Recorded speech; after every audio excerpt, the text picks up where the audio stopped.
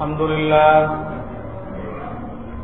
لله نحمده ونستعينه ونستغفره ونؤمن به ونتوكل عليه ونعوذ بالله من شرور أنفسنا ومن سيئات أعمالنا من يهده الله فلا مضل له ومن يضلل فلا هادي له ونشهد أن لا إله إلا الله وحده لا شريك له ونشهد أن سيدنا ومولانا محمدا عبده ورسوله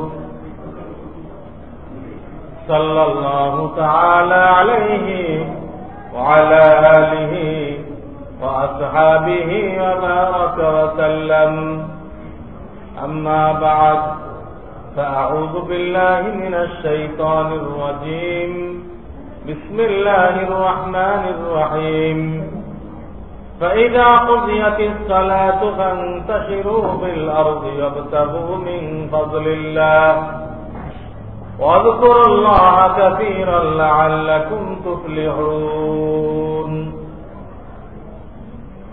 وقال رسول الله صلى الله عليه وسلم طلب كسب الحلال فريضة بعد الفريضة أو كما قال رسول الله صلى الله عليه وسلم बुजुर्गान मोहतरम আল্লাহ তাআলার মেহেরবানিতে গত জুমা থেকে যে বয়ান শুরু হয়েছিল সেটা আরবিতে বলা হয় মুআমালাত। আরবি একক শব্দে এটাকে বলা হয় মুআমালাত। আমরা বাংলাতে বুঝি হালাল রিজিক। হালাল রিজিক মৌলিক যে পাঁচটা বিষয়ের নাম ইসলাম, কমপ্লিট ইসলাম, সেই পাঁচটার মধ্যে তৃতীয় নম্বর হলো এটা মুআমালাত, লেনদেন, হালাল রিজিক।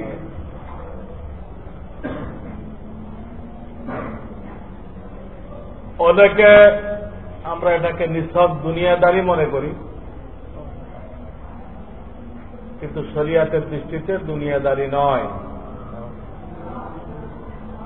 ইসলাম কি জিনিস, ইবাদত কি জিনিস, দৃষ্টিভঙ্গি পরিবর্তন করার নাম ইবাদত। ইসলাম একই কাজ, একই কাজ কাফেরও করে, আমরাও করি। তাদেরটা ইবাদত নয়, আপনার আমারটা ইবাদত। কেন?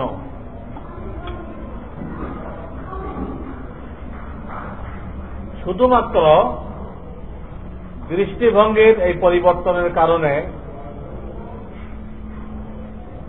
একটা ইবাদত হইতেছে আর একটা ইবাদত হইতেছে না। কাফের খাওয়া দাওয়া করে, আমরাও করি। সে মজা নেওয়ার জন্য, স্বাস্থ্য রক্ষা করার জন্য খাইতেছি, কিন্তু আপনি আমি কেন খাইতেছি? কোরআনে কারিমে আল্লাহ তাআলা খানাপিনা করার জন্য নির্দেশ দিয়েছেন এবং আমাদের প্রিয় নবী মুহাম্মদ রাসূলুল্লাহ সাল্লাল্লাহু আলাইহি ওয়াসাল্লাম তিনি এটাকে সুন্নাত সাব্যস্ত করেছেন, তার তরিকা। তারাও খাইতেছে, আপনিও খাইতেছেন। তাদের নিয়ে মজা নেওয়া, আত্মরক্ষা, আপনার নিয়ত আল্লাহর হুকুম, নবী করিম সাল্লাল্লাহু আলাইহি ওয়াসাল্লাম। আপনি বলতেছেন এই নিয়ত, তো ওটা ইবাদত হচ্ছে না, আপনারটা ইবাদত। এই জন্য শুধু দৃষ্টিভঙ্গি চেঞ্জ হয়ে গেলে একটা জিনিস দুনিয়াদারি থাকে না, ইবাদত হয়ে যায়। কাফের ঘুমাইতেছে, আপনিও ঘুমাইতেছেন, আপনি আল্লাহর হুকুম মনে করে ঘুমাইতেছেন, রসুলের তরিকা মনে করে ঘুমাইতেছেন। কিন্তু সাহাবায়ে কেরাম বলেছিলেন আমরা রাত্রে ঘুমাবো, সারা রাত ইবাদত করে। আল্লাহ রসুল তাদের উপরে নারাজ হয়েছে, যেটা আমার সুন্নত না, ঘুমাও কিছুক্ষণ আল্লাহর ইবাদত করো, তুই সারা রাত ইবাদত করবা, আমি মুহাম্মদ রাসূলুল্লাহর তরিকা না। অসন্তুষ্ট হয়ে গেল প্রত্যেকটা জিনিসের। তারাও ব্যবসা করতেছে, আপনিও ব্যবসা করতেছেন, তাদের উদ্দেশ্য কি? পয়সা আসবে, যা ইচ্ছা তাই করা যাবে, মানুষের সম্মান পাওয়া যাবে, এই জন্য ব্যবসা করতেছে। আপনার উদ্দেশ্য কি? হালাল রিজিকের ব্যাপারে স্বয়ং রব্বুল আলামিন কোরআনে বলেছেন, এক দুই জায়গায় না, বহু জায়গায় তাকিদ করেছেন হালাল রিজিক। আপনার আমার রসুল হালাল রিজিকের জন্য এক জামানায় মক্কাওয়ালাদের বকরি চড়াইতেন, ছোট কেন, এটাকে বলা যাবে চাকুরি, মাসিক বেতন। এক জামানায় ব্যবসা করেছেন, মা খাদিজাতুল কুবরার মাল নিয়ে শাম দেশে গেছেন, মাল ওনার ফরম মুহাম্মদ রাসূলুল্লাহ সাল্লাল্লাহু আলাইহি ওয়াসাল্লাম। এটা ইসলামের স্বীকৃত একটা পদ্ধতি, একজনের মাল একজনের তরফ, লাভ ভাগ করে মুজারাবা বলা হয়, করেছে। মদিনার জন্দিগিতে তিনি একজন যোদ্ধা হিসেবে গনিমতের মাল পেয়েছিলেন, জমিন পেয়েছিলেন, সেখানে তিনি চাষাবাদ করতেন, খেজুরের গাছ লাগাইছেন, কৃষি কাজ করেছেন। তো আপনার আমার রসুল দুজাহানের সরকার, তিনি এগুলো করেছেন। একদিকে আল্লাহর হুকুম, আর একদিকে রসুলের পাক সাল্লাল্লাহু আলাইহি ওয়াসাল্লামের তরিকা, এই মনে করে আপনি করতেছেন। হাদিস কোরআন বলতেছে তোমার শরীরের তোমার হক আছে, শরীরের তোমার কাছে পাওনা আছে। কি পাওনা? শরীরকে সংরক্ষণ করতে হবে, নিজেকে বেইজ্জত করা যাবে না, এমন কাজ আপনি করবেন না যে আপনার পরকালে লজ্জিত হইতে হয়।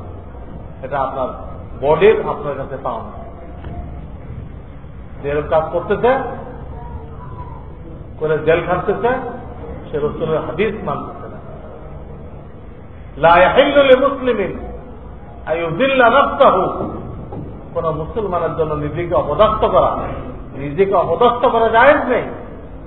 বহু কাজ শরীয়তে জায়েজ, কিন্তু আমরা ওই হাদিসের কারণে আমি নিষেধ করি।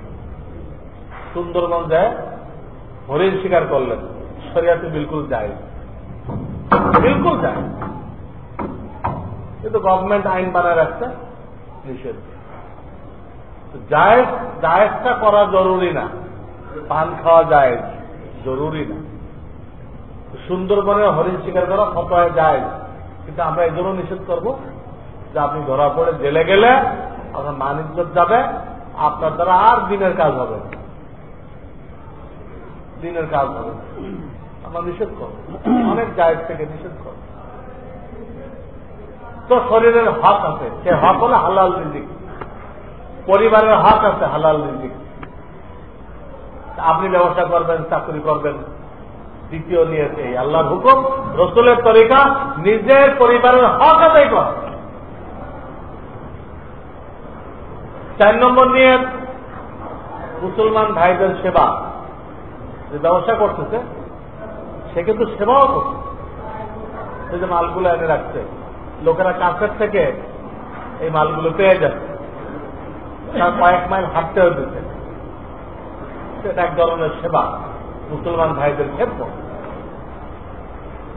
5 নম্বর, আপনার নিয়ত থাকবে আল্লাহ আমাকে মাল দিলে আমি এই মাল দিয়ে মসজিদ বানাবো, মাদ্রাসা বানাবো, হজ করব, উমরা করব, গরিবদের সেবা করব, এই নিয়ত থাকবে। আল্লাহ মাল দিক আর না দিক, আপনার নিয়তেই থাকবে।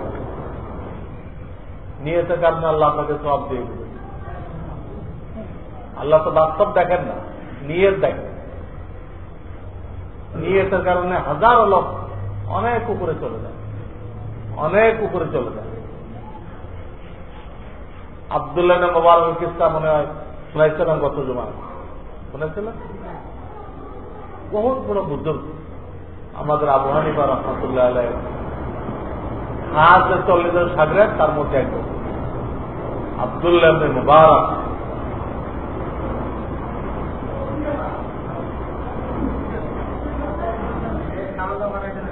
আব্দুল্লাহ ইবনে মুবারক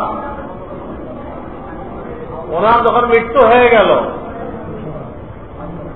ওনার কোন বন্ধু ওনাকে জিজ্ঞেস করলো যে আল্লাহ তাআলা আপনার সাথে কি আচরণ করেছেন? বলে আল্লাহ আমাকে মাফ করে দিয়েছেন এবং বড় মহব্বতের লেনদেন করেছেন। তবে তিনি এটা লক্ষ্য করলেন যে আমার বাড়ির সামনে একজন কামার ছিল, মুসলমান কামার, সে আমার থেকে উপরে চলে গেছে।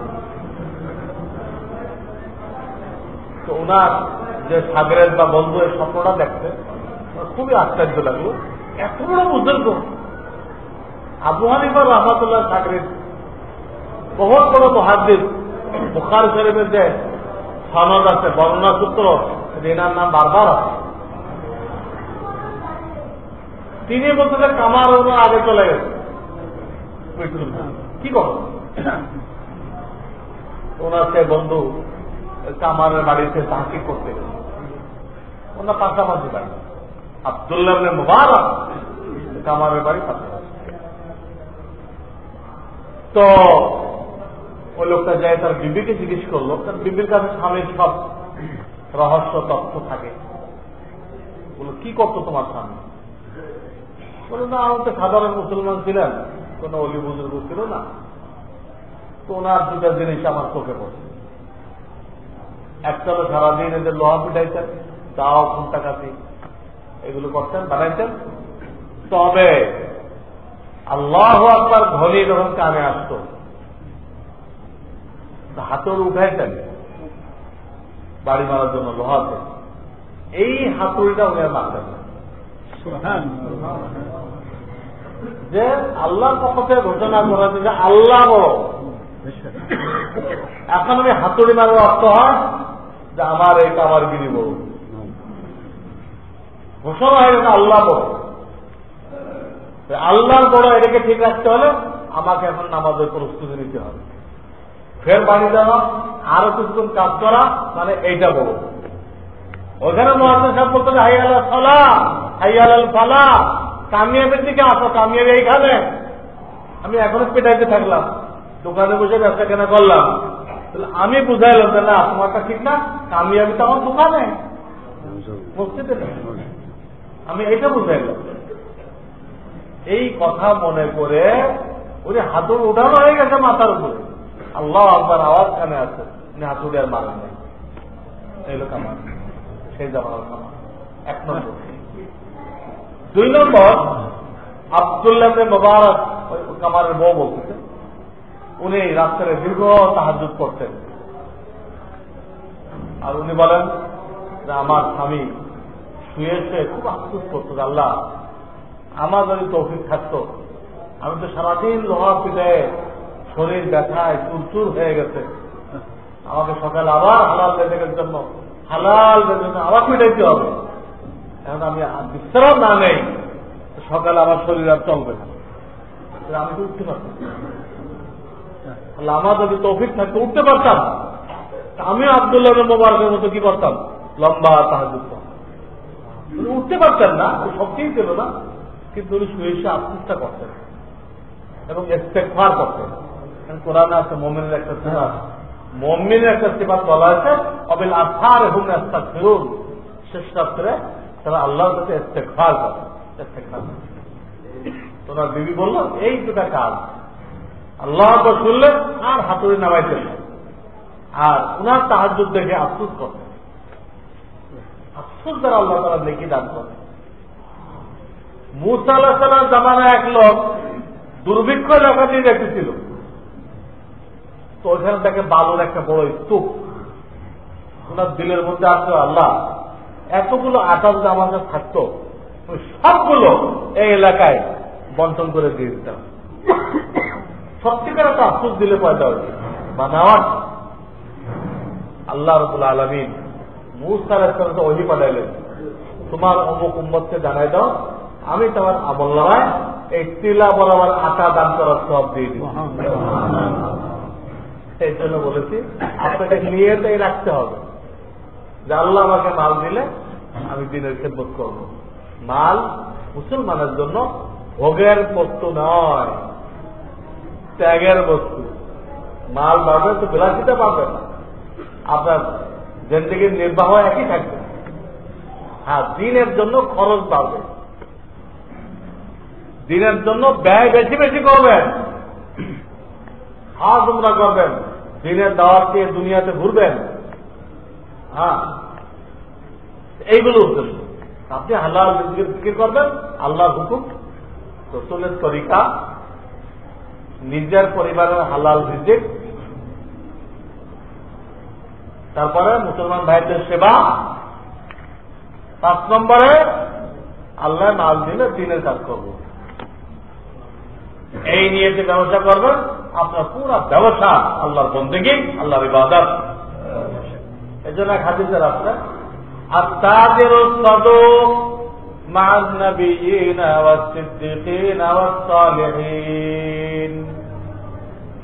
যারা সত্যবাদী ব্যবসায়ী, আমানতদার ব্যবসায়ী, তাকওয়া আল্লাহর ভয় যাদের মধ্যে থাকবে, এই ধরনের ব্যবসায়ী হাসরের ময়দানে নবীদের সাথে, সিদ্দিকীনদের সাথে, শহীদদের সাথে তার হাসর। সুবহানাল্লাহ। দেখেন কার সাথে হাসর। আর যারা এই সহিহ নিয়ে এসে ব্যবসা করবে না, মনে করে পয়সা হলে সব হয়, মন্ত্রী মিনিস্টারটা আরম্ভ করে সব হয়, আর ভোগ বিলাসের তো কোনো কথাই নেই, এই নিয়ে মাল বাড়াইছে। এর জন্য বলা হয়েছে আত-তুজ্জারু ইউহশারুনা ইয়াওমাল কিয়ামাতি ফুজ্জারা। ব্যবসায়ীদেরকে কিয়ামতের ময়দানে বড় বড় ফাসেক ফাজিলদের সাথে উঠানো হবে। ফিরআউন, কারুন, নমরুদ, হামান, এদের সাথে হাসর হবে ব্যবসায়ীদের। আর তুজ্জার, তাজের মানে একজন ব্যবসায়ী, তার বহু বচন তুজ্জার। আর তুজ্জার ইউহশারুনা ইয়াওমাল কিয়ামাতি ফুজ্জারা। ফাসেক মানে, ফাসেক ফাজির মানে আল্লাহর নাফরমান, ফাসেক ফাজের, এই ফাজেরের বহু বচন তুজ্জার। আল্লাহর বড় বড় নাফরমানদের সাথে এদের হাসর হবে। ইল্লা মান ইত্তাকা ওয়া বাররা ওয়া সাদাকা।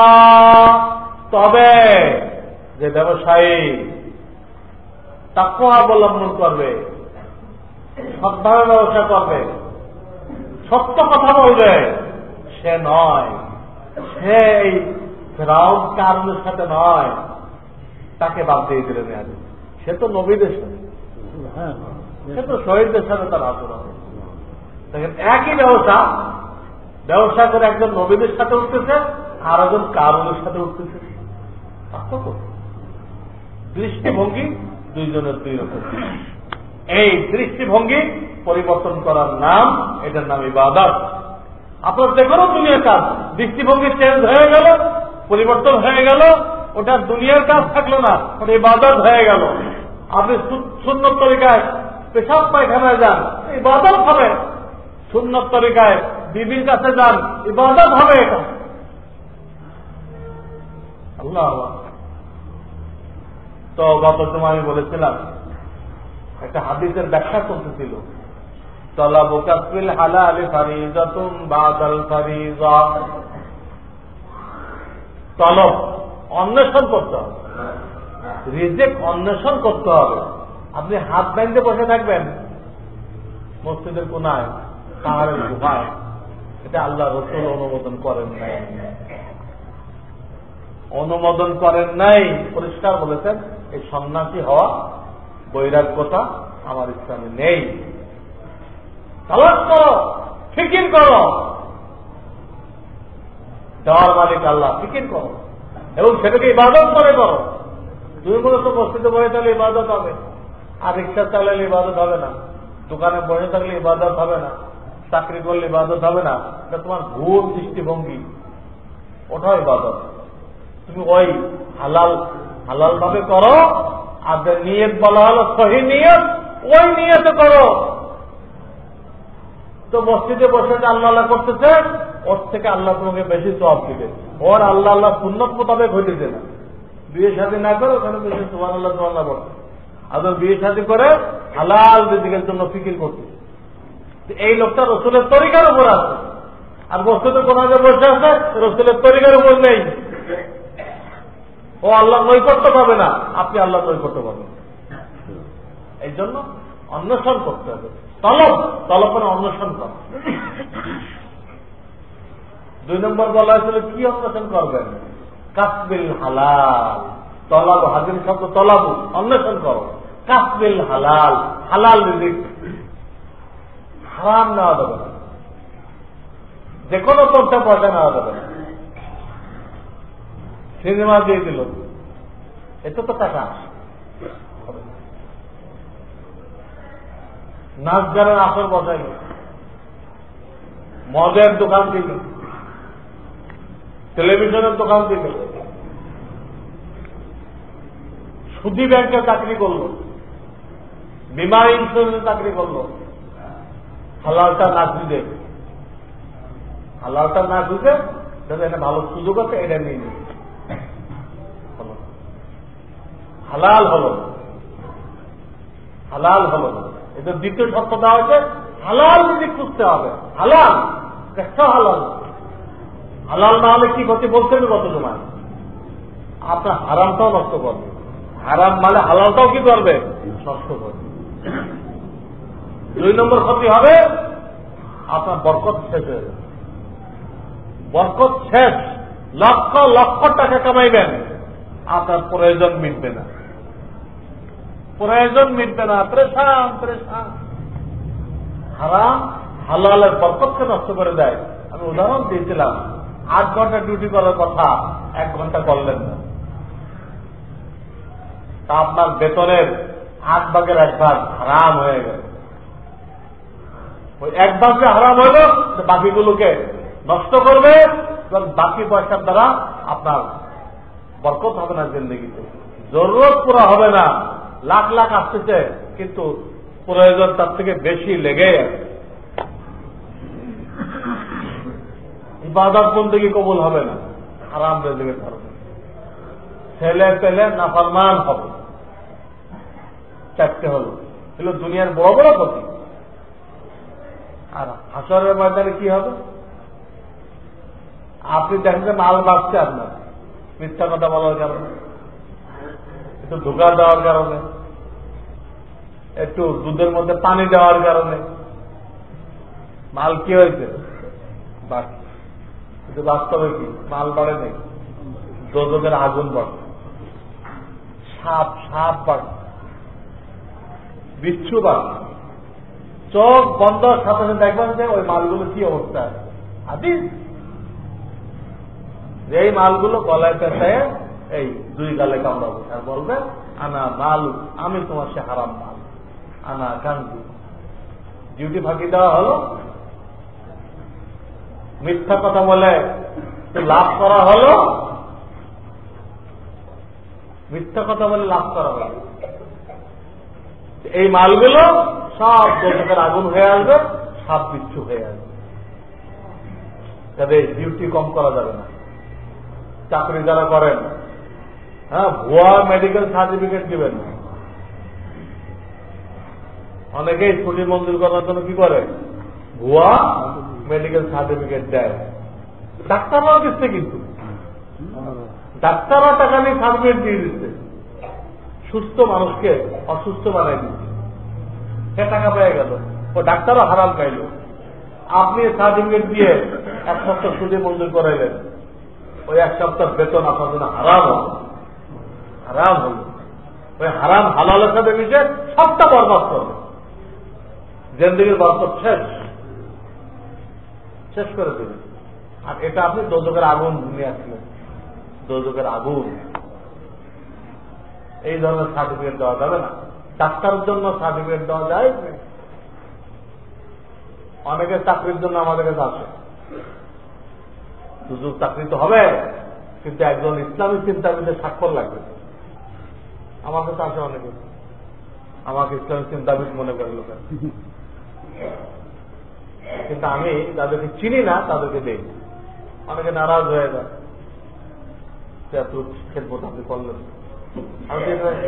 আমার সত্যায়ন করার অর্থ কি? সাক্ষী দেওয়া তোমার পক্ষে। তা আমি তো আগে তো তোমাকে চিনি না, আমি সাক্ষী দেই তো মিথ্যা সাক্ষী দিলাম, আমিও গুনাহগার হবো, তোমার চাকরিও ভালো হবে। আর যে চিনে এমন আলো থেকে নাও, আমি তো আগে তো জানি না, এখন এসে বললেন তুমি অমুকের মামা, অমুকের অমুক, এখন জানলাম তোমার কাছে। কিন্তু আমাকে তো লিখতে হবে, তো আমি 5 বছর ধরে এই লোকটাকে চিনি, লোকটা সৎ অমুক সমুক, আমি তো কিভাবে লিখবো? আমি তো আজকে তোমাকে চিনলাম, মিথ্যা সাক্ষী আমি দিতে পারবো না, দেওয়া যাবে না। কিন্তু অনেকে দিচ্ছে, এখানে গোনাই মনে করতেছে। কোরআনে নিষেধ করা হয়েছে মিথ্যা সাক্ষী দিও না। তো গত জমাতে আপনাকে বলছিলাম, আমাদের ভারতের রহমাতুল্লাহ নেই, মনে আছে আপনাদের? রেলের সফর করার সময় মাল ওজন করাইছেন, চিঠি বলতে দরকার নেই, আমি আছি, তো তুমি কত দেবা? অমুক পর্যন্ত। তা আমি তো আরো দূরে দেবো, আমি পরের চিঠিকে বলে দিব, হে কত দেব? অমুক জায়গা পর্যন্ত। হযরত মাওলানা আশরাফ আলী থানভী বলে, আমি তো তার থেকে দূরে দেব। তো তার থেকে দূরে কই দেবেন? আর তো আপনার জায়গা নেই। কারণ আমি তো আল্লাহর কাছে যাবো, আমি তো আল্লাহর কাছে যাবো, ওখানে করছি দিই বাচ্চাই দেবে না বলো, ওখানে বাচ্চা নেওয়ালা কেউ নেই, কেউ নেই। তাহলে আর এগুলো বলো, তোমার অধিকার আছে, তুমি তো দায়িত্ব দিলা আমার মালটা ধরবে না। যখন রেলওয়ে কর্তৃপক্ষ আইন বানাইছে এই ওজনের বেশি মাল হলে ভাড়া দিতে হবে, তুমি তার কর্মচারী, তোমার কি অধিকার আছে মাফ করা? তুমি অনধিকার চর্চা করতেছ। আর আমি যে পয়সাটা বাঁচাইব, এই পয়সাটা কি হবে? আরাম। ওইটা আমার বাকি হালাল পয়সাগুলো কি করবে? বিপদে পড়বো। আর এক কিস্তা শোনায়নি মনে হয়, ওনারা খলিফা, মানে এও পীর হয়ে গেছে। খলিফা মানে কি? তিনি পীর হয়ে গেছে। ওনার সাথে দেখা করতে তার সাথে একটা ছোট বাচ্চা আছে, তো কথার ফাঁকে জিজ্ঞেস করলেন, তোমার ছেলের টিকিট করাইছো? কি ওর বয়স কত? বয়স হলো 13 বছর। তো ফুল করাইছো না হাফ? Half ticket করাইছো। কেন? রেলওয়ে কর্তৃপক্ষ তো আইন জারি করছে 12 বছরের বেশি হলে ফুল টিকিট নিতে হবে, আর কম হলে হাফ। তো তুমি বললে 13 বছর বয়স, হাফ টিকিট করে এলে কেন? হুজুর ও তো বাড়ে নাই, তো দেখতে তোর 11 বছর মনে হয়। এই তো কথা হলো, দেখতে 11 বছর মনে হয়, হাফ টিকিট কিনতো। তখন বললেন যে তোমার তো তাসাউফের হাওয়াও লাগে না। তাসাউফ মানে তরিকতের লাইন, আল্লাহ হওয়ার লাইন। তোমার ব্যাপারে আমার ধারণা ভুল হয়ে গেছে, আমার ধারণা ভুল। আমি মনে হচ্ছে বহু আগে এসে তুমি কিচ্ছু আগাও নাই তুমি, কিন্তু আমি তোমার খেলাফতকে কেটে দিলাম, ক্যান্সেল করে দিলাম। দেখেন, পীর হয়ে গেছে, তার বহু পরিদার হয়ে গেছে, উনি তার পীরকে রেখে ক্যান্সেল করে দিলেন। তো তুমি এই লাইনে উপযুক্ত না। তুমি যে পয়সাটা বাঁচাইলা হাফ টিকিট করে, এই পয়সা দিয়ে খাইবা তো হারাম খাইবা, কাপড় কিনবা তো লেবাস হারাম হবে, ওই কাপড় পরে কোনো নামাজ কবুল হবে, যে কাজে লাগাইবা ওটা সই হবে। তো হালাল মাল নষ্ট করবে, হালাল মাল নষ্ট করবে। এইটুক বুঝ তোমার হলো না, আমি তোমাকে খেলাফত দিয়ে দিচ্ছি, আমার ভুল সিদ্ধান্ত হচ্ছে, আমি এটাকে ফেরত নিয়ে নিলাম, খেলাফত কেন দিলাম। জিকির তরফ হয়ে গেছে, পীরকে তো জিকির করতে হয়, তাহাজ্জুদ করতে হয়, কত কিছু করতে হয়। কোন পীরের কোন খলিফার তাহাজ্জুদ কাজা হয়ে গেছে, জিকির কাজা হয়ে গেছে, এর জন্য তিনি কারো খেলাফত কেটে দেন নাই, হইতেই পারে। কিন্তু লেনদেনের সামান্য গড়বড়ি দেখতেন, সামান্য সাথে সাথে কেটে দিতেন, তুমি এই লাইনের উপযুক্ত না, এই লাইনে উপযুক্ত না। এখানে ষোলো আনা স্বচ্ছতা দেখাইতে হবে, তাকওয়া দেখাইতে হবে, তাকওয়া দেখাইতে হবে। এই জন্য হালাল তালাশ করতে হবে, যে কোনো তালাশ করলে হবে না, হালাল। তারপরে বলে যে বাদাল ফরিজা, হালাল যে তালাশ করবেন ওই নামাজ রোজা হজ জাকাত ঠিক রেখে। হালাল রিজিক তালাশ করতে যায় নামাজ ছেড়ে দিলেন, জামাত ছেড়ে দিলেন, হালাল হারাম ছেড়ে দিলেন, এগুলো হবে না। জিন্দেগির 1 নম্বর মাকসাদ তো কোনটা? ওই নামাজ রোজা। আর ওই মাকসাদ ওসিলা, ওই মাকসাদের জন্য আনুষঙ্গিক বিষয়, এটাও ফরজ হালাল রিজিক। ওই মাকসাদ বাস্তবায়ন করার জন্য হালাল রিজিকও ফরজ, তো ওটার জন্য এটা ছিঁড়ি। মৌলিক মাকসাদ এটা না, মূল উদ্দেশ্য এটা না। মূল উদ্দেশ্য নামাজ রোজা কোরআন তেলাওয়াত। কাজেই ওটাকে নষ্ট করে নামাজ পড়বেন না, নামাজ পড়বেন চাকরি থাকবে না, এই চাকরি বাদ দিতে হবে, বাদ দিতে হবে। কাজে আমি এক ডাক্তারের কিস্তা শুনেছিলাম আপনাদেরকে, 3 রক্ত ঘরে এসে একসাথে পড়ে। তো কেন পড়েন? আমি তো মানব সেবা, এটা আল্লাহর হুকুম। এইটা আল্লাহর হুকুম কখন? ওটার পরে, ওটার পরে নামাজ পড়ে এটা আল্লাহর হুকুম। নামাজ বাদ দিয়ে মানব সেবা করবেন, এটা আল্লাহর হুকুম নয়, সে ভুলের মধ্যে, ভুলের মধ্যে। ওটা ঠিক রেখে, নামাজ ঠিক রেখে, জামাত ঠিক রেখে আপনাকে ব্যবসা করতে হবে। এই আজকে জুমার দিন আজানে পরে যে ব্যবসা করবেন তার জন্য হারাম। দোকানে বসে থাকলো, এটা হারাম হবে তার জন্য, শুধু জুমার জন্য এই কথা। অন্য 5 ওয়াক্তে আজানের সাথে সাথে চলে আসা উত্তম। তাহলে ওই যে একটা কর্মকারের কথা বললাম, নামাজ ওইরকম ফজিলত পাবে। তবে কিছুক্ষণ যে আরো ব্যবসা করে আর জামাতটা ধরে, তো ঠিক আছে, সে অলি বুজুর্গ না হইতে পারলো, গুনাহগার হবে। অন্য 5 ওয়াক্তে আজানের পরে কিছুক্ষণ বেচা কেনা যাবে, তো জামাত ধরা জরুরি। জামাত ছাড় করলে গুনাহগার হবে, গুনাহগার হবে, কেনা বেচা নাজায়েজ হবে। যে বেচলো এও নাজায়েজ কাজ করলো, যে কিনলো সেও নাজায়েজ কাজ করলো। তো অন্য 5 ওয়াক্তে এই কথা, কিন্তু জুমার দিন স্বতন্ত্র। এইখানে প্রথম আজানের সাথে সাথে কেনাও নাজায়েজ, বেচাও নাজায়েজ। যে বেচা কেনা করবে হারাম পয়সা আসছে, দেখতেছে পয়সা বাড়লো, সব লোকেরা মসজিদ চলে আসছে, তার দোকানটাই খোলা, খুব পয়সা আসবে। কিন্তু এবার পয়সা না, সাপ বাড়ছে, সাপ, দোজখের আগুন বাড়ছে। সে কিছুক্ষণ পরেই চক্ষু বন্ধ হওয়ার সাথে সাথে দেখবে কি পরিমাণ সাপকে বাড়াই। যাদের ইমান থাকে, আল্লাহর কথা বলতে ইমান থাকে, বিশ্বাস করা উচিত, বিশ্বাস করা। তো এই হাদিসের মধ্যে 3টা পয়েন্ট বলা হয়। হালাল রিজিক অন্বেষণ করতে হবে, সন্ন্যাসী চলবে না, তলব অন্বেষণ করা। 2 নম্বর হালাল। 3 নম্বর ওই নামাজ জামাত হালাল হারাম ঠিক রেখে করতে হবে।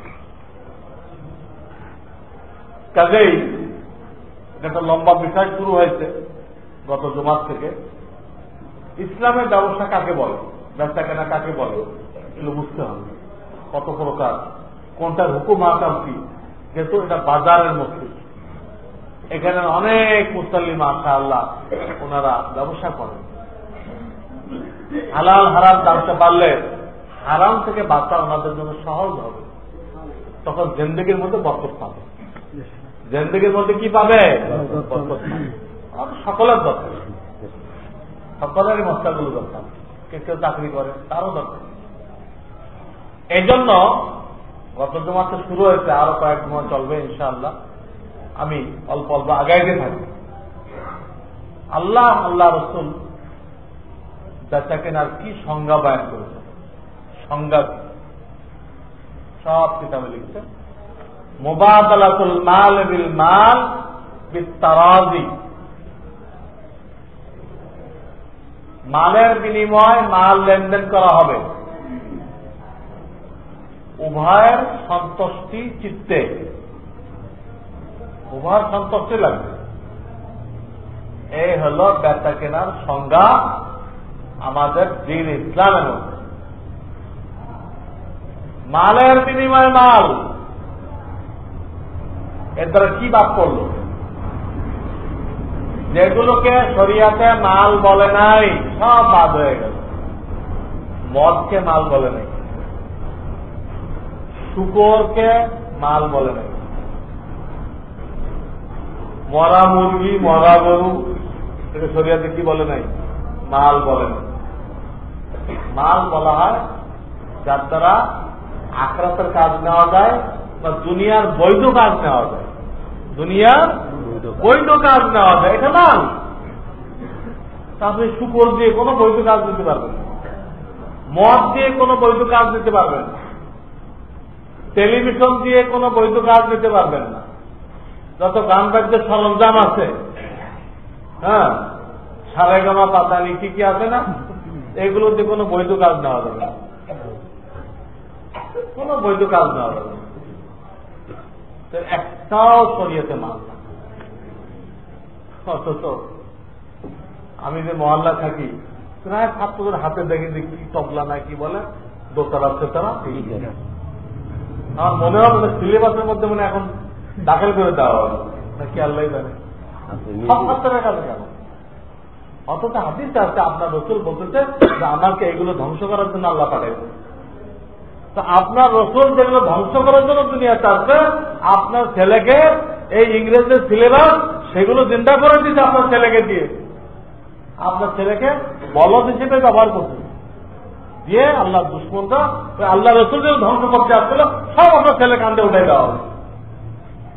কোরআন বলতেছে সুদের আলোচনা, সুদের লেনদেন বন্ধ করো, মানে আমার সাথে যুদ্ধ করো। আল্লাহ যুদ্ধ করার জন্য দাওয়াত দিচ্ছে 3 পারা।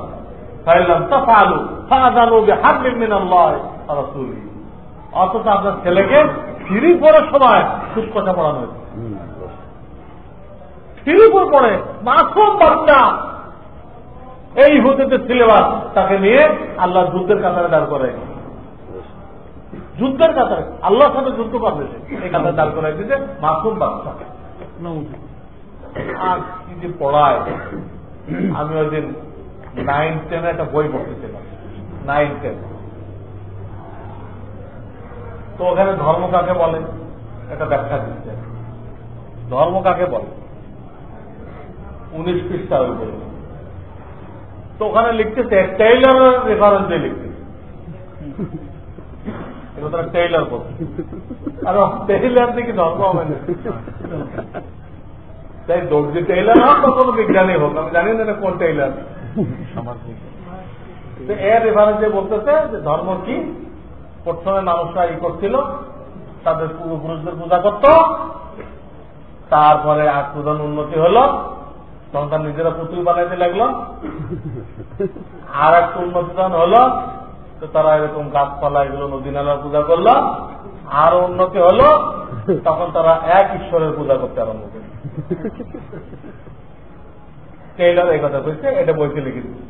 আর আপনার ছেলেরা এত টাকা খরচ করে এই টেইলরটা পড়ে দিচ্ছে না, কি ব্যাখ্যা হলো?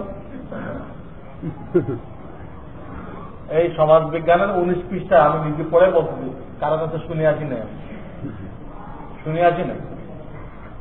কোরআন বলতেছে প্রথম মানুষ আদম, তিনি পয়গম্বর, তিনি সবাইকে এক আল্লাহর ইবাদত শিখেছে।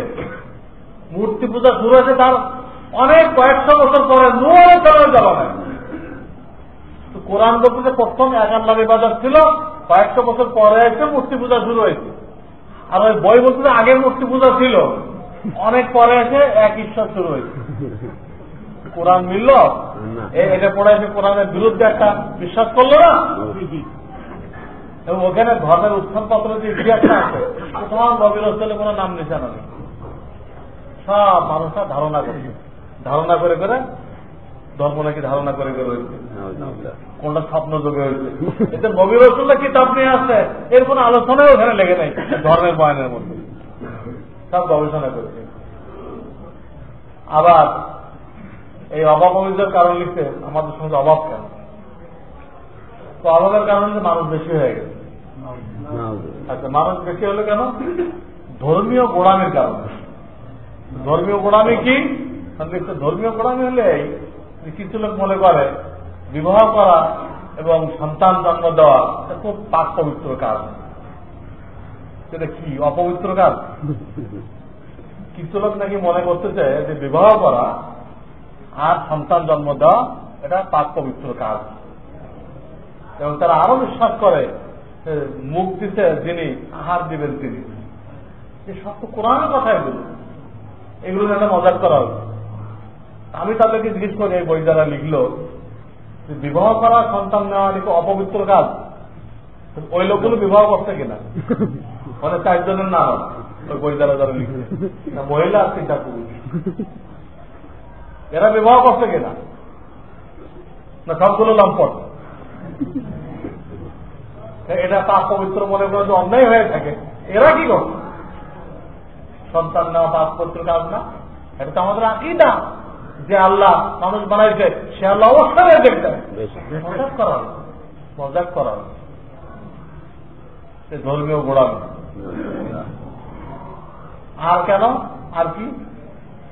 আর কারণ দেখাইছে যে এই জন্য অবস্থা বাড়ছে যে গ্রাম্য লোকজনের বিনোদনের কোনো ব্যবস্থা নেই। বিনোদনের কি নেই? কোন ব্যবস্থা নেই। এই জন্য তারা একটাই বিনোদন করে আর সন্তান বেড়ে যাবে। একটাই বিনোদন করে এই করতে কি হয়? কি দিমাগ এদের চিন্তা করে। তার কি করতে হবে লিখতে, এই জন্য গ্রামগঞ্জে বেশি বেশি টেলিভিশন এবং সিনেমা সাপ্লাই দিতে হবে। দিলে বিনোদনটা বাড়বে, তাহলে ছেলেবেলে কম হবে। কি সমাধান দিল? আর আপনার ছেলেবেলে কি পড়তেছে? টেলিভিশন আর দিলে বিনোদন বাড়লে সন্তান কম হবে। কি গাঁজা করে কথা এখানে লিখছে। আমি এখন নিয়ত করছি এর উপরে একটা কিতাব লিখব। এইসব গাঁজাগুলির কথা স্কুলে পড়ানো হয়। 9, 10 এই বইগুলো সমাজ বিজ্ঞান নিয়ে আপনাদের দেখাই দিই চোখে আঙুল দিয়ে। 8টা কারণ লিখছে যে মেয়েদের কোনো চাকরি বাকরির ব্যবস্থা নেই, এটাও একটা কারণ। এদেরকে চাকরিতে লাগাই দিলে আর এরা বেশি সন্তান নেবে না, অটোমেটিক কমে যাবে।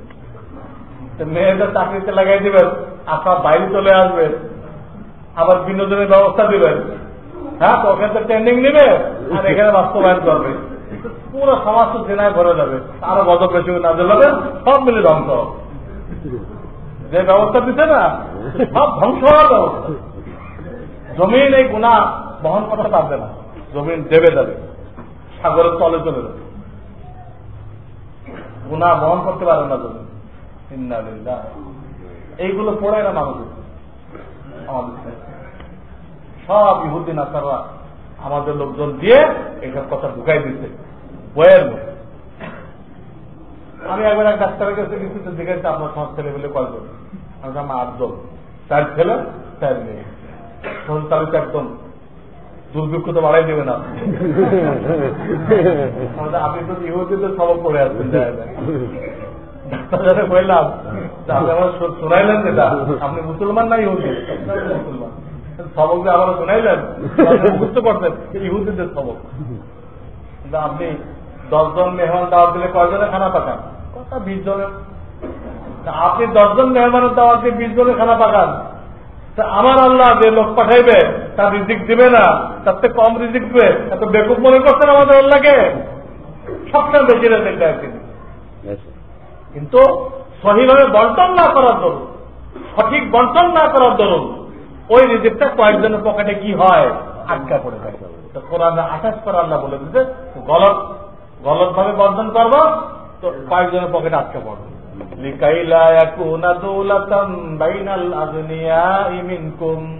তখন বাকিরা না খেয়ে থাকবে। বাকিরা কি হবে? না খেয়ে থাকবে। 10 জন বসছেন, 10টা কাবাব দিচ্ছে, আপনি চেয়ারম্যান সাহেব, আপনি একাই 3টা লয়ে গেছেন, 3 জন শর্ট পড়বে না? ও তো মানুষ গুনে নিয়ে আসছে, আচ্ছা 10 জন মেহমান আছে, 10 জন রয়েছে, আপনি একাই দখল করতেন কয়টা? আপনি এবার দখল না করে অন্যভাবে করতেন, খায় খুব প্রশংসা করতেন, মাশাআল্লাহ বহুত মজাদার হয়েছে। হাদিসে আসছে মানুষ শুকরিয়া করলে নিয়ামত বেড়ে যায়, শুনলে উনি আসলে জাহের ভাবে হয়তো আমি কিন্তু না কয়ে বলে চিন্তা হয়ে গেছেন, এটা গলত। এই গলত উৎসর্গের কারণে গরিব মুসলমানরা কষ্ট পায়। এই না যে আল্লাহ রেজেক কম দেয়। কয়েকদিন আগে পত্রিকায় দেখলাম হাতিয়া সন্দ্বীপের পাশে আর একটা চর এবং সেটা বাংলাদেশের অর্ধেক। আমরা জায়গা নেই করে মাথা নষ্ট করছি, আর আল্লাহ এত বড় জায়গা দিয়ে রাখছে কিন্তু আমাদের কোনো মাথা ব্যথা নেই যে এখানে লোক বসায় সে তো হয়ে যায়। আল্লাহ আগের থেকে অনেক অনেক জায়গা আগের থেকে নিজের হাতে রেখে দিচ্ছে, লোক যত বাজে চর ফেলে দিয়ে আল্লাহ ভূমি বাড়াই দিবে। আল্লাহ কাছে এমন এমন ফসল আছে এই ফসল থেকে কয়েক গুণ বেশি ফসল হয়, গবেষণা করবে আল্লাহ দিয়ে দিবে, সব রয়ে গেছে। কিন্তু আমরা কি করছি? আমাদের দায়িত্ব ইবাদত করা, গুনাহ করা, গুনাহ ফেলে দেওয়া, আল্লাহর দায়িত্ব রেজেক দেওয়া। আমরা কি করছি? আমাদের যে দায়িত্ব ছিল সেটা বাদ, এটা বাদ। আর আল্লাহ যে দায়িত্ব ছিল ওটা হাতে রয়েছে, যে আল্লাহ কি রেজেক দিব তা আমাদের দায়িত্ব। এই দায়িত্ব হাতে লয়ে তো জন্ম নিয়ন্ত্রণ করতে কোনো দরকার নেই। আপনি আপনার নিজেরটা ব্যবস্থা করতে পারেন না, ওটা আল্লাহ ব্যবস্থা করে। তো যে আল্লাহ আপনারটা পারে আপনার সন্তানটাও পারবে, সন্তান হত্যা করার দরকার। তো বলতেছিলাম যে ব্যবসা কেনার সঙ্গে হলো মাল হইতে হবে, মাল না যার দ্বারা দুনিয়ার বৈধ কাজ হয় না, আখিরাতের কোনো কাজ হয় না, ওটা মাল নয়। টেলিভিশন ব্যবসা কেনা যায় নেই, এই তবলা ব্যবসা কেনা যায় নেই, হারমোনিয়াম ব্যবসা কেনা জায়েজ নেই, শুকর ব্যবসা কেনা জায়েজ নেই, বহু জিনিস না জায়েজ। আমাদের সমাজে এগুলো মাল না, ব্যবসা কেনা হচ্ছে। এবং সন্তুষ্ট চিত্তে হইতে হবে, সন্তুষ্ট চিত্তে। এই যে কুরবানির সময় আমাদের অনেক যুবক ভাইরা চামড়া লয়ে গেছে, চামড়া গুলো ছিল মাদ্রাসা জিল্লা বোর্ডিংয়ের, তারা লয়ে গেছে এবং তারা তাদের মজুরি মোতাবেক দাম দিয়ে পুরোটাই না যায়। উনি তো রাখতে মাদ্রাসার জন্য, আপনাকে দেওয়ার জন্য তো রাখে নাই। যে নিলেন ওই বাড়িওয়ালা সন্তুষ্টি করি, দামও দিলেন ইচ্ছা মতো, আপনার সাথে বেচতেই রাজি নেই, নিয়ে গেলেন, দামটাও তার কাছে ইস করলেন না, আপনি ইচ্ছা মতো দিলেন। এতে সেটা লাভবান হবে, সে বেশি কিছু পয়সা পাবে না, সম্পূর্ণ হারাম পয়সা পাবে। হারাম তাকে দুনিয়া তো বিপদে নিবে, জেল খাটতে হবে, আর পরকালকে আল্লাহ দেবে। এই হল ব্যবসার সংজ্ঞা। মালের বিনিময়ে মাল দুজনের পুরো সন্তুষ্টের মাধ্যমে হইতে হয়। এটা শরীয়ত বলতে 4 রকম হইতে পারে। কয় রকম হইতে পারে? 4 রকম।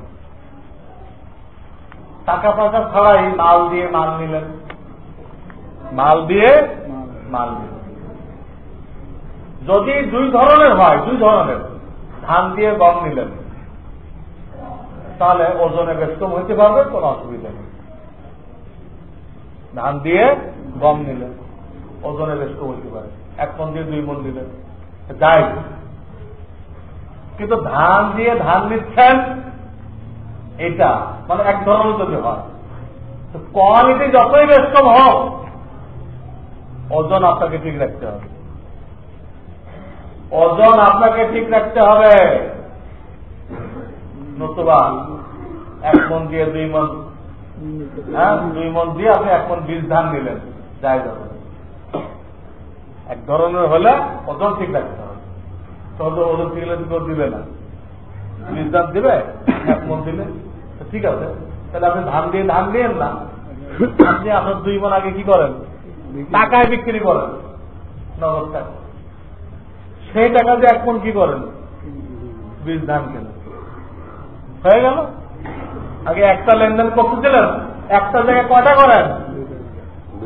2টা করেন, জায়েজ হয়ে গেল। এই 1 ধরনের ব্যবসা শরীয়ত আছে, মাল দিয়ে মাল, টাকা পয়সা নেই। এটা কিন্তু দুই প্রকার করলাম, বুঝছেন আপনারা? এবার ভিত্তি করে আমি অনেক জায়েজ না জায়েজ বলবো, কিন্তু এই প্রাথমিক কথাগুলো মনে রাখতে হবে। আর একটা আছে টাকা দিয়ে মাল কিনলেন, টাকা দিয়ে কি কিনলেন, এর কিছু শর্ত আছে, আমি একটু পরে বলছি। টাকা দিয়ে কি কিনলেন? 3 নম্বর, টাকা দিয়ে টাকা কিনলেন। 3 নম্বর বেচাকেনা কোনটা? টাকা দিয়ে টাকা। এটা দিয়ে একদেশীয় হয়, কোনো বেশকম করা যায় না, সমান সমান রাখতে হবে। সেটা আমাদের দেশের ব্যবসাটা কিন্তু এখানে ভুল করে, তার কিন্তু খুচরা পয়সার দরকার। তো সে কি করতেছে, 105 টাকা দিয়ে 100 টাকার কয়েন দিচ্ছে। তাহলে এক দেশে টাকা বেশকম করে ফেললো না? সুদি কারবার হলো, সুদি কারবার হলো, বেশকম করা যাবে। কয়েন যারা কেনে এটা কিন্তু বেশি টাকা দিয়ে কম টাকা কেনে, আবার ফেয়ার টাকা দিয়ে লেনদেন হয় সেখানেও কিন্তু আপনি বেশি দিয়ে কম নিচ্ছেন। সব সুদ, সুদের গুণা হয়। টাকা পদ্ধতি আছে, সেটাও বলবো আমি ইনশাল্লাহ।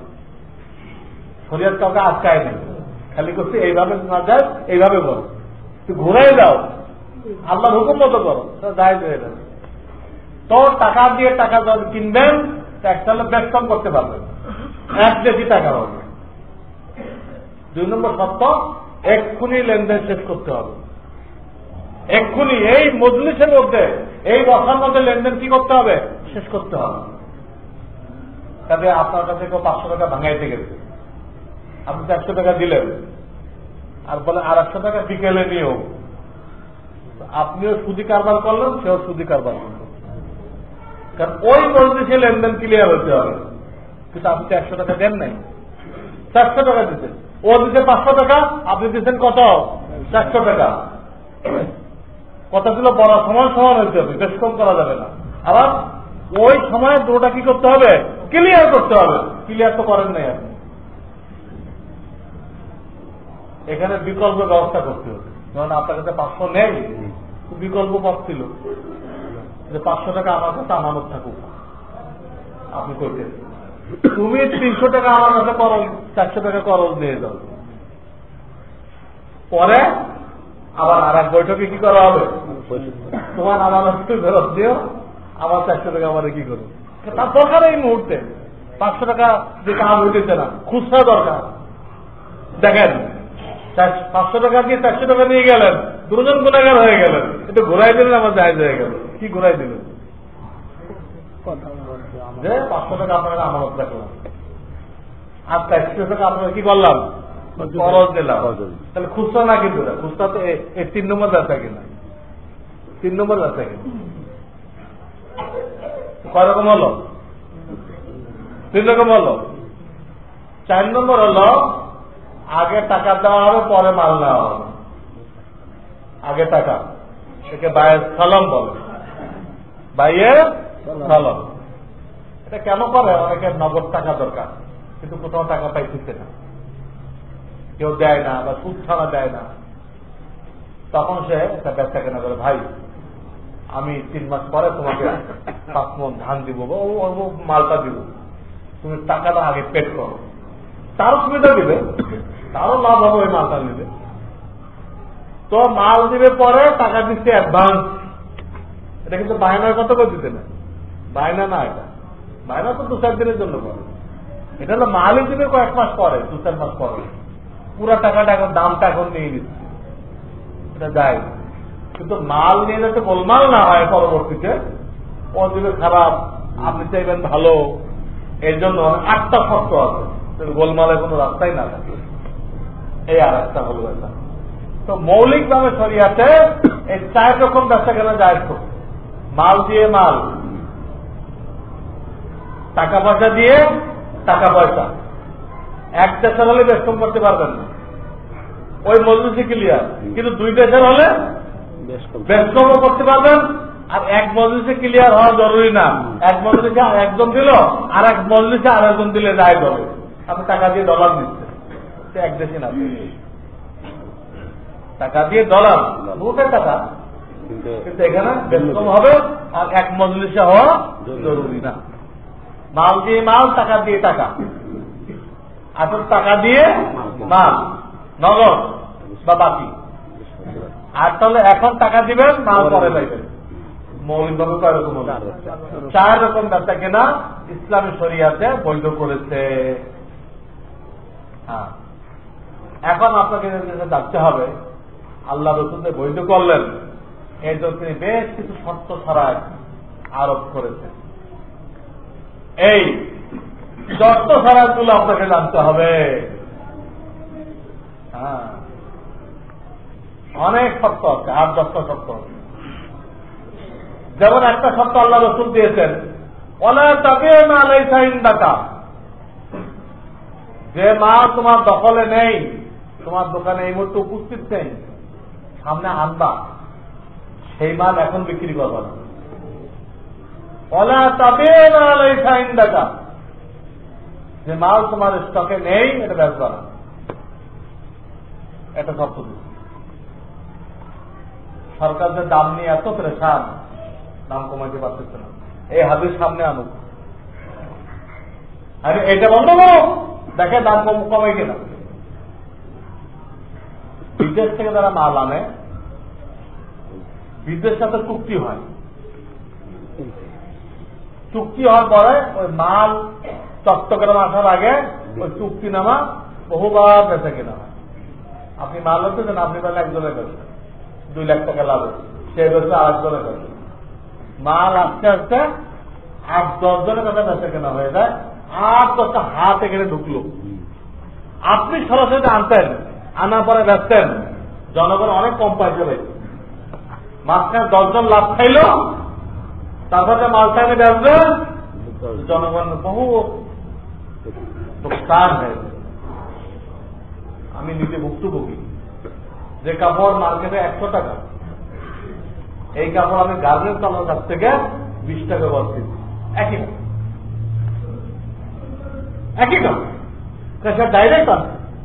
আর মার্কেটেরটা ওইরকম ওই কাগজ ব্যবসা কেনা হয়েছে, হইতে হইতে 20 টাকা গজ এখন হয়ে গেছে, কয়েক বছর আগের কথা বলবো, হয়ে গেছে 100 টাকা। আল্লাহ রসুল এটা জানতেন, হাত বাড়লে দাম বেড়ে যায়, আর ভোগান্তি কাদের কান্দে পড়ে? জনগণের কান্দে। ক্লিয়ার বলে দিচ্ছে এটা পারবো না।